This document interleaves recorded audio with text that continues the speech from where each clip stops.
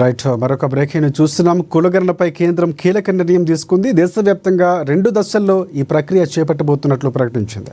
2026 October 1 నాటికి తొలి దశ, 2027 మార్చి 1 నుంచి రెండవ దశ కాస్ట్ సర్వే చేయబోతున్నట్లు అధికారిక వర్గాలు తెలిపాయి. తొలి దశలో మంచు ప్రభావిత రాష్ట్రాలు, కేంద్రపాలిత ప్రాంతాలైన ఉత్తరాఖండ్, జమ్మూ కాశ్మీర్, లద్దాఖ్, హిమాచల్ ప్రదేశ్లో ఈ కులగణన చేపట్టబోతున్నారు. తర్వాత రెండవ దశలో మిగతా రాష్ట్రాల్లో ఈ కులగణన చేపట్టనున్నారు.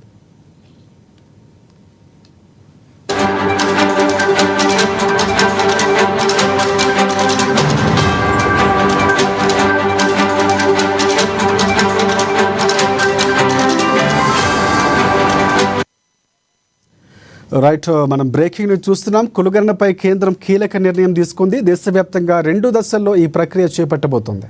2026 అక్టోబర్ 1 నాటికి తొలి దశ, 2027 మార్చి 1 నుంచి రెండవ దశ కాస్ట్ సర్వే చేపట్టబోతున్నట్లు అధికారిక వర్గాలు తెలిపాయి.